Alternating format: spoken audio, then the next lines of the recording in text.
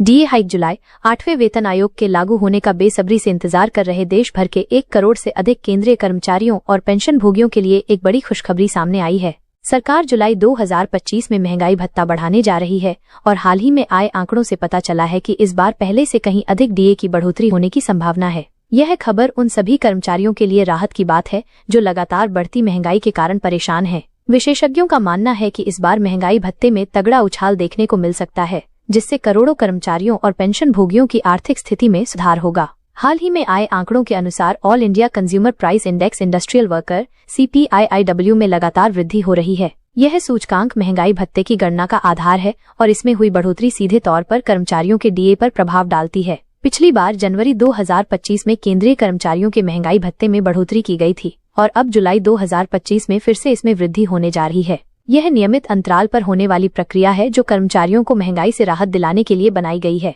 CPIIW में हुई बढ़ोतरी और इसका प्रभाव। ऑल इंडिया CPIIW के आंकड़ों में अप्रैल 2025 में 0.5 अंक की बढ़ोतरी दर्ज की गई है, जिससे यह सूचकांक 143.5 के स्तर पर पहुंच गया है। जनवरी 2025 में यह सूचकांक 143.2 पर था, जो दर्शाता है कि महंगाई दर में निरंतर वृद्धि हो रही है। ये बढ़ोतरी सीधे तौर पर महंगाई भत्ते की गणना को प्रभावित करती है और कर्मचारियों के लिए अधिक डीए की संभावना बढ़ाती है। विशेषज्ञों का मानना है कि यह रुझान आने वाले महीनों में भी जारी रह सकता है।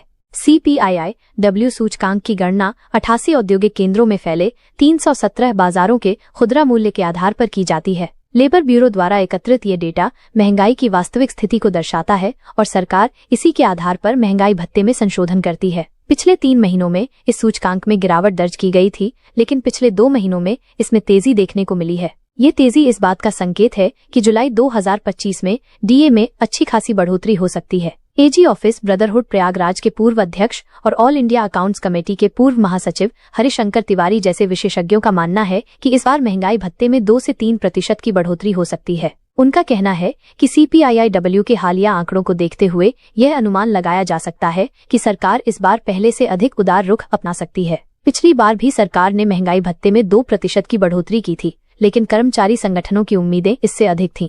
तिवारी का कहना है कि मई महीने के CPIIW आंकड़े आने के बाद स्थिति और भी स्पष्ट हो जाएगी। वर्तमान रुझान को देखते हुए यह संभावना बढ़ गई है कि इस बार डीए में 3% तक की बढ़ोतरी हो सकती है। यह कर्मचारियों के लिए बेहद खुशी की बात होगी, क्योंकि इससे उनकी मासिक आय में महत्वपूर्ण वृद्धि होगी। विशेषज्ञों का मानना है कि सरकार बढ़ती महंगाई को देखते हुए कर्मचारियों को उचित राहत देने के लिए प्रतिबद्ध है। लेबर ब्यूरो के आंकड़े इस अनुमान को और मजबूत बनाते हैं।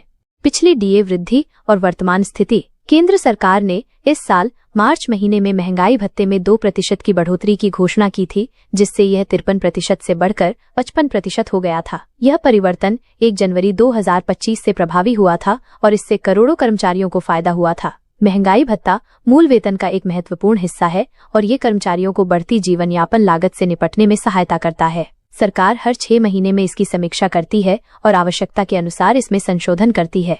वर्तमान में 55% डीए दर से कर्मचारियों को अच्छी खासी राहत मिल रही है, लेकिन बढ़ती महंगाई के कारण इसमें और वृद्धि की आवश्यकता महसूस की जा रही है। कर्मचारी संगठन लगातार सरकार से अधिक डीए की मांग कर रहे हैं और उनका कहना है कि वास्तविक महंगाई दर को देखते हुए वर्तमान डीए पर्याप्त नहीं है। जुलाई 2025 में होने वाली संभावित वृद्धि से इस मांग को काफी हद तक पूरा किया जा सकेगा। यह वृद्धि न केवल वर्तमान कर्मचारियों बल्कि पेंशन भोगियों के लिए भी फायदेमंद होगी। डीए बढ़ोतरी से होने वाले आर्थिक लाभ की गणना। यदि सरकार जुलाई 2025 में महंगाई भत्ते में 2% की बढ़ोतरी करती है तो 40,000 रुपए मूल वेतन पाने वाले कर्मचारी को महत्वपूर्ण लाभ होगा। वर्तमान में 55% डीए से ऐसे कर्मचारी को 22,000 रुपए महंगाई भत्ता मिल रहा है। यदि ये दर बढ़कर 57% हो जाती है तो महंगाई भत्ता 22,800 रुपए हो जाएगा। इससे मासिक आय में 800 रुपए की वृद्धि होगी, जो सालाना 9,600 रुपए की अतिरिक्त आय के बराबर है। यदि सरकार 3% की बढ़ोतरी करती है और डीए 58% हो जाता है तो स्थिति और भी बेहतर होगी। इस स्थिति में 40,000 रुपए मूल वेतन वाले कर्मचारी को 23,200 रुपए महंगाई भत्ता मिलेगा। ये वर्तमान की तुलना में 1,200 रुपए प्रति माह की अतिरिक्त आय होगी, जो सालाना 14,400 रुपए के बराबर है। उच्च वेतन वाले कर्मचारियों को इससे और भी अधिक लाभ होगा। उदाहरण के लिए 80,000 रुपए मूल वेतन वाले कर्मचारी को 3% डीए वृद्धि से 2,400 रुपए प्रति माह की अतिरिक्त आय होगी। भविष्य की संभावनाएं और कर्मचारियों की उम्मीदें। जुलाई 2025 में होने वाली संभावित डीए वृद्धि के अलावा कर्मचारी 8वें वेतन आयोग के कार्यान्वयन का भी बेसब्री से इंतजार कर रहे हैं। नया वेतन आयोग जनवरी 2026 से लागू होने की उम्मीद है और इससे कर्मचारियों की आर्थिक स्थिति में क्रांतिकारी बदलाव आने की संभावना है। 8वें वेतन आयोग में वर्तमान महंगाई भत्ते को मूल वेतन में मिलाए जाने की संभावना है, जिससे कर्मचारियों का आधार वेतन काफी बढ़ जाएगा। यह व्यवस्था कर्मचारियों के लिए दीर्घकालिक लाभ लेकर आएगी। वर्तमान में सरकार की नीति कर्मचारी हितैषी दिखती है और महंगाई की मार से कर्मचारियों को बचाने के लिए नियमित रूप से डीए में संशोधन किया जा रहा है। आने वाले समय में भी यह प्रक्रिया जारी रहने की उम्मीद है। कर्मचारी संगठनों का मानना है कि सरकार को वास्तविक महंगाई दर के अनुपात में डीए की दर निर्धारित करनी चाहिए, ताकि कर्मचारियों की क्रय शक्ति बनी रहे। जुलाई 2025 की डीए वृद्धि इस दिशा में एक सकारात्मक कदम होगी और करोड़ों कर्मचारी परिवारों को राहत मिलेगी।